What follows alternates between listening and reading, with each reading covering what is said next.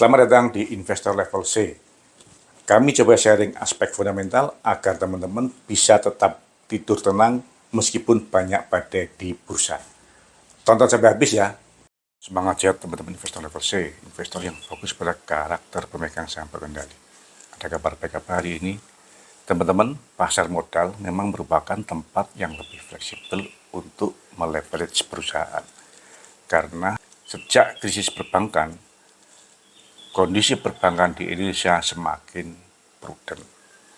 Namun, untuk melistingkan perusahaan juga harus hati-hati, karena dengan menjadi perusahaan yang telah listing, maka jutaan mata akan dapat memelototin perusahaan kita dan mengupas dengan bebas.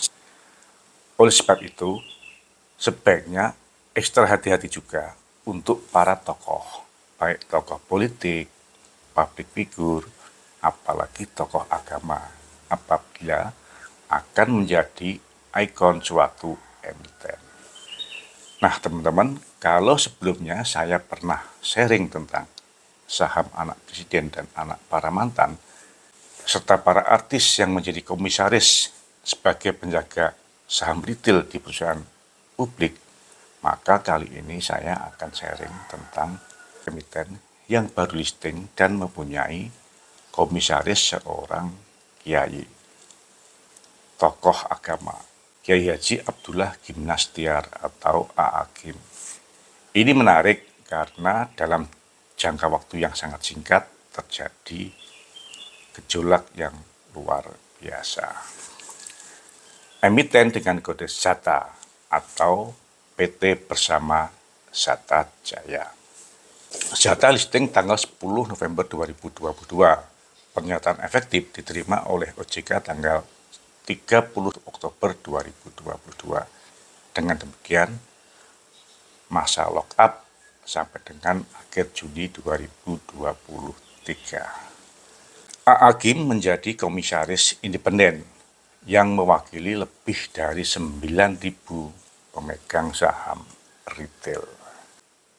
Zata mempunyai dua anak perusahaan, yaitu PT Bersama Daulay Mulia atau BDM dan PT Bersama Zata Mulia atau BZM. Pemegang saham pengendali Zata adalah PT Lembur Sedaya Investama atau LSI dengan pemegang saham ultimate Haji Asep Sulaiman atau Haji Asep. Pada November 2022, nama Haji Asep ini masuk dalam emiten BEBS yang menggenggam 6,85% saham BEBS. Sesuai dengan vlog saya sebelumnya, BEBS merupakan salah satu emiten yang gokil karena sejak listing di tahun 2020 sampai di akhir 2022, harga sahamnya naik 37 kali. Namun, tahun ini, year to date, harga saham BBS telah turun sebesar 20%. Kita kembali ke Zata. Sesuai dengan prospektus, usaha Zata saat ini adalah produksi, distribusi, penjualan dari pakaian muslim. Pada saat penawaran umum, Zata melepas 1,70 miliar lembar saham di harga Rp100 per lembar. Dengan demikian, target perolehan dana listing sebesar 170 miliar. 23 miliar atau 13% dialokasikan untuk Zata. Sedangkan 30 miliar atau 17% untuk anak perusahaan PT BDM, 118 miliar atau 69% untuk anak perusahaan PT BSM. Mengapa sebagian besar dana hasil IPO disalurkan ke anak perusahaan? Karena sesuai dengan prospektus setelah saya cek, penghasilan Zata memang diperoleh dari dua anak perusahaan ini. PT BDM memberikan kontribusi sebesar lebih kurang 10% dan PT BZM memberikan kontribusi sebesar 90%. Saya coba bedah penggunaan terbesar dari dana hasil IPO ini, dan saya dapatkan bahwa sebagian besar dana hasil IPO digunakan untuk menyewa toko dengan jangka waktu 5 tahun, lalu untuk melakukan renovasi interiornya. Sisanya baru digunakan untuk biaya operasional. Dari 30 miliar dana yang disalurkan ke BDM, sebesar 10,778 miliar untuk sewa 7 toko, lalu sebesar 6,46 miliar untuk renovasi interior toko tersebut. Dengan demikian, rata-rata setiap toko untuk jangka waktu sewa 5 tahun sebesar 2,463 miliar. Apabila disetahunkan, maka biaya sewa dan renovasi interior setiap toko rata-rata 493 juta. Artinya setiap bulan 41 juta rupiah. Demikian juga dana yang disalurkan kepada PT BZM. Dari 118 miliar dana tersebut digunakan untuk menyewa 26 toko sebesar 40 miliar. Lalu untuk melakukan renovasi interior 24 miliar. Dengan demikian, rata-rata setiap toko biaya sewa selama 5 tahun dan renovasi interior sebesar 2,46 miliar atau 492 juta setahun dan 41 juta sebulan. Jadi rata-rata sewa toko plus renovasi interior setiap bulan setiap toko 41 juta rupiah, baik di kota kecil maupun di kota besar. Beberapa kota tersebut antara lain Subang, Sumedang, Banjar, Gresik, Lamongan, Tangerang, Bogor, Prabu Mulih, Padang, Bekasi, Makassar, Balikpapan, dan lain-lain. Rata-rata biaya sewa setiap toko setiap bulan 41 juta rupiah. Selanjutnya, dari struktur ongkos pas performance, dari prospektus saya dapatkan bahwa biaya sewa toko dimasukkan dalam biaya penyusutan aset hak guna. Dari data penjualan, saya hitung biaya penyusutan hak sewa tersebut terhadap penjualannya. Pada posisi laporan keuangan Maret, dari penjualan 65 miliar, ada beban penjualan sebesar 5 miliar. Dan dari komponen beban penjualan tersebut, 1 miliar merupakan komponen penyusutan hak sewa atau sebesar 1,67% dari penjualan. Kalau kita lihat pada tahun 2022, dari penjualan 176 miliar, maka komponen biaya penyusutan hak guna hampir 5 miliar atau 2,79% dari penjualannya. Komponen penyusutan hak guna sewa ini saya pakai untuk menghitung target penjualannya dengan cara membalikkan. Kalau kita ambil beban penyusutan hak guna sebesar 2% dan nilai sewa toko sebesar 41 juta setiap bulan, maka saya dapatkan target penjualan setiap toko sebesar 2,050 miliar rupiah atau sebesar 68 juta per hari. Ini target penjualan setiap toko dimanapun berada, baik di kota besar maupun di kota-kota kecil, di antaranya Lamongan, Gresik, Sumedang, Subang, dan lain-lain. Menurut saya, target penjualan ini sangat wow.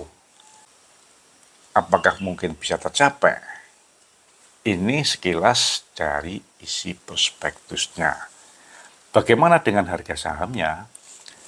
Sejak listing sampai dengan H+3, Sarah selalu arah atau mentok di harga atas. Namun, selanjutnya berbalik arah nyaris tanpa perlawanan.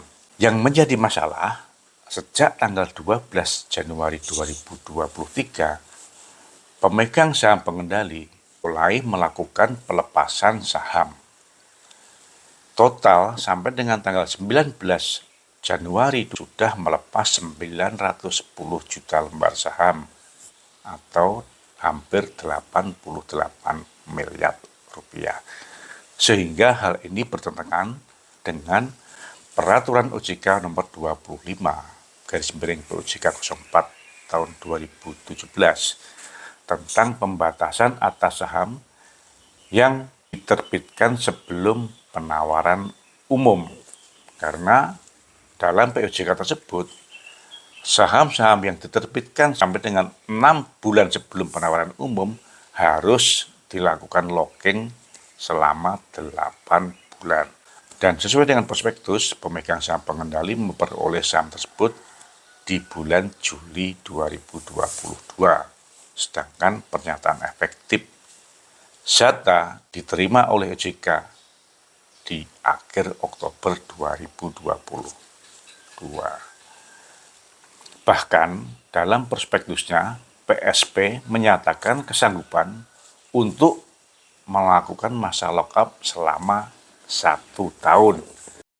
Setelah saya baca kembali prospektusnya, ternyata ada sedikit perbedaan pernyataan yang dibikin oleh PSP dengan ketentuan OJK. Sesuai dengan ketentuan OJK, selama masa lockup, pemegang saham dilarang melepaskan sebagian atau seluruh sahamnya. Namun, pernyataan PSP dalam prospektusnya menyatakan bahwa PSP tidak akan menjual seluruh sahamnya. Seluruh, bukan hanya sebagian. Jadi hal ini akan bisa menjadi perdebatan yang menarik. Lalu bagaimana sebenarnya sanksinya? Sanksinya sesuai dengan bab 3 pasal 5 di POJK nomor 25 tahun 2017, OJK bisa mengenakan sanksi administratif dan denda. Nah, teman-teman, dengan kondisi tersebut, apakah teman-teman tertarik untuk mengkolek saham SATA? Yang pertama, dalam waktu singkat sudah turun dari harga listing. Yang kedua, sebagian besar dana hasil IPO ternyata digunakan untuk melakukan sewa toko dan melakukan renovasi atas toko-toko yang disewa tersebut, sehingga akan habis dalam waktu 5 tahun. Yang ketiga, pemegang saham pengendali melakukan pelanggaran terhadap ketentuan OJK. Secara pribadi saya ragu apakah emiten ini akan mampu bertahan tidak menjadi emiten gocap dalam waktu seumur jagung setelah listing atau setelah akhir Februari nanti. Teman-teman, jaga kesehatan sambil menunggu kira-kira sanksi apa yang akan diberikan oleh OJK kepada SATA. Karena SATA belum 3 bulan listing, namun ada tokoh agama besar dalam SATA yang menjadi komisarisnya. Sebagai catatan, OJK juga sedang diuji untuk berani memberikan sanksi kepada emiten bank yang sampai dengan akhir 2022 belum bisa memenuhi ketentuan modal inti minimal 3 triliun. Yaitu yang pertama, ada Bank MNC yang dimiliki oleh HT, salah satu pimpinan partai politik pendukung pemerintah. Yang kedua, Bank Nobu yang dimiliki oleh grup Lipo, yang katanya merupakan salah satu dari 9 naga. Jadi, semangat sehat. Terima kasih telah menonton. Jangan lupa kasih komen agar channel Investor Level C dapat lebih berkualitas. Dan jangan lupa sharing agar teman-teman yang lainnya bisa mendapatkan manfaat dari channel Investor Level C. Terima kasih.